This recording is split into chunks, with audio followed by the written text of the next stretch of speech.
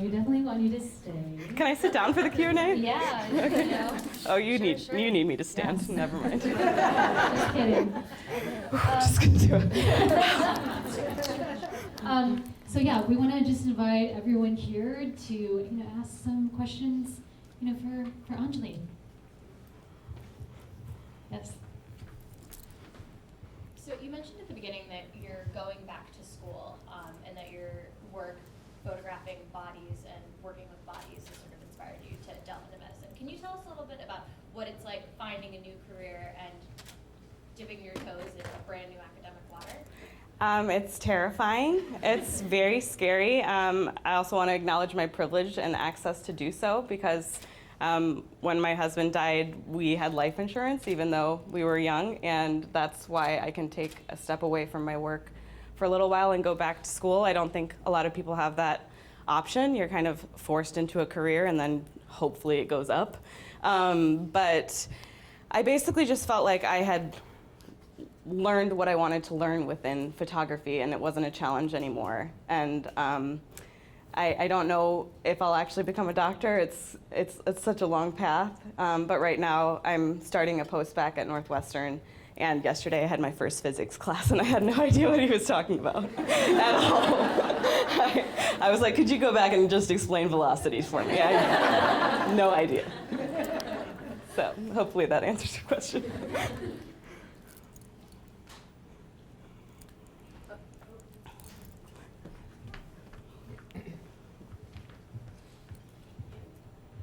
I'm curious to know more about the bodies that you were photographing. Did you, like, who were the people that were coming to you, or were you coming to people? And what was that experience like? I definitely thought, okay, this is a project that's been on the back burner for a long time, and I don't have any work scheduled between December and February, so this is a great time to be shooting in the studio because I'm not going to be wandering around Chicago looking for images. So on an impulse, I just put out a call on Instagram with a self-portrait and created a Google form where people could sign up. And I thought, like, maybe 5 or 6 people would want to be photographed. And in the first 4 hours, 25 people signed up. I was like, oh, shit. I have to make this happen. Okay. And then when I just started scheduling people, not really considering what their representations would be or how they looked. And I quickly realized, the people who are going to feel the most comfortable getting naked in front of a camera are people who are already deemed beautiful by our culture, right? People who know their value and their worth because all of our society tells them so. So I had to make a more specific call for subjects that was including larger bodies, was including Black and brown folks. So, and that's why I wanted to make an aside about the limitations of the work and how I feel like I could be even more specific the next time I make a call. I'm curious to know, like, so were you able to make it? It seems like the images are very vulnerable. So how were you able to make everybody comfortable, given if you didn't know them? I think that was the benefit of telling my own story online beforehand, because a lot of people had already read about my life and my work and felt like, oh, she gets it, and if she's been this vulnerable, then I can in return be that vulnerable with her. But I also made it very clear in the call for subjects that I'm not going to make boudoir images. These are not a present for your partner. These are my vision, and you may not like them. So if you're extremely self-conscious about some part of your body, maybe this exercise isn't for you. It's okay. You don't have to be confident to do this, but you also need to be aware that I might show something that you don't like. And I had everyone sign a model release, but then I got sub-permission on whether or not they were comfortable having their face shown, because some people worked in fields where they didn't ever want a nude to be leaked of them. Question in the back. What were you finding the motives? What were you finding the motives for the people that participated? Was it something that they were trying to gain, or was it something that they were trying to help other people and find the comfort, or something else? I think it was all over the board. One of my favorite and most unexpected stories was a 23-year-old who came. She was also an Indian woman, and she was raised in a really conservative environment and then went to boarding school for high school and had, moved to Chicago for college. And she was basically like, I've never seen my own naked body. I've never looked at it. I've been taught not to.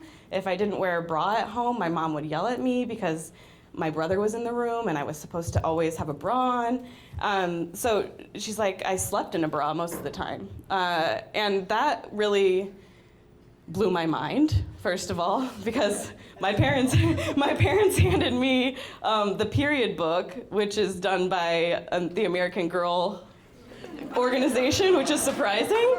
But there was a whole section about how to take a hand mirror and examine yourself and figure out what your body looked like, and I was very excited about that. So from a young age, I was like, oh, this is what my body looks like. I was brought up in an environment where that was okay. So I think for a lot of people, they were on their own journey about what it meant to exist in their form.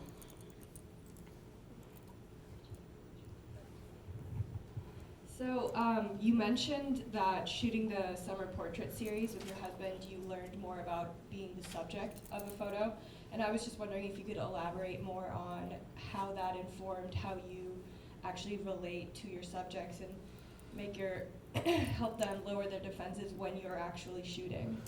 The first thing I do anytime I'm taking a portrait is sit down and talk to someone before I even turn my camera on. I think before that, I always felt very self-conscious about taking people's time, and I wanted to make it as efficient as possible.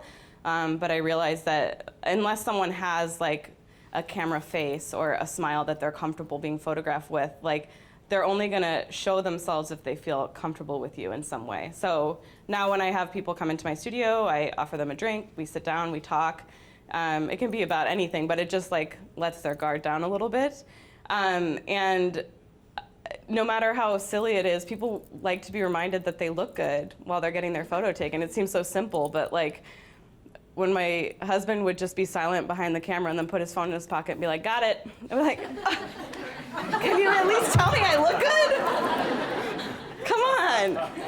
And I used to go through his camera roll and delete any photos that showed my arm below this because I was self-conscious about my arms being fat and wide.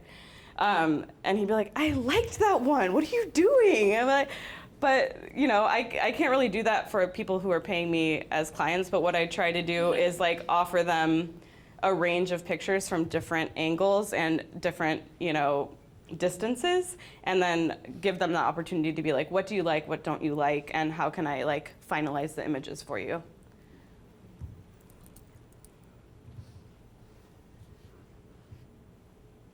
I have a question. I was gonna ask. Oh.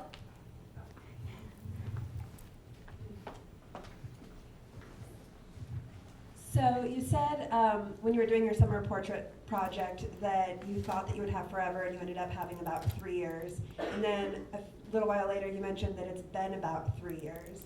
So that just really struck me of you're nearing that point where it's been longer without your husband than with him.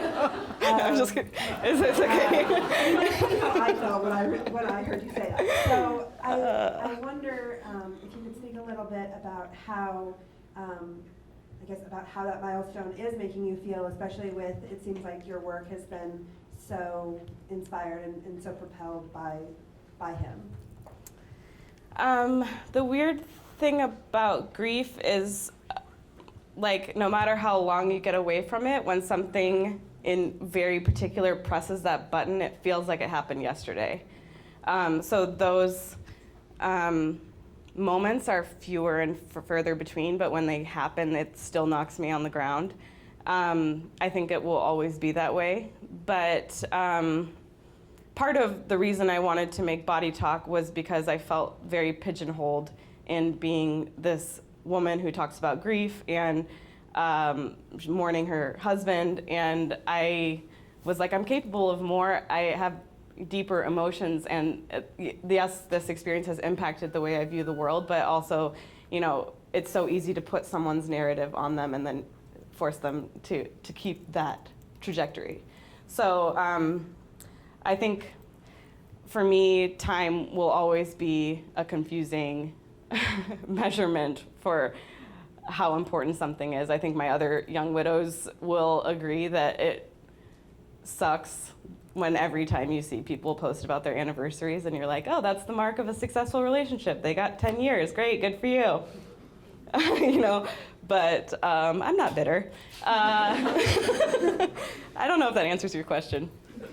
Time is strange. Okay, thanks. So we have time for one more question. Before anything, I just want to say I really admire your vulnerability. I come from a culture where like everyone pretends like everything's fine. You know, people just drown their sorrows in tequila and just go on with it. So I'm wondering, you know, I know you mentioned in the beginning that you're very close to your family. Have you received any criticism from family or friends for being as vulnerable as you are, and what do you do to overcome that? Yeah, the first time I posted a picture of myself naked online, my dad called me and he's like, are you okay? I'm like, no, definitely not okay. It's been 2 weeks since Jacob died and I'm feeling a little raw. Also, like, all of my tattoos since Jacob's death are somehow related to the loss or memorializing him. And recently my dad was like, you know you're going to have to wear long sleeves to your interviews, right? I was like, it's a new world out there. But yes, as much as I make my parents uncomfortable, I also teach them things and they're open to that. And I have always appreciated that kind of relationship where they are the adults, they're in charge, but I have different experiences than them and we can learn from each other. Well, thank you so much, Anjali.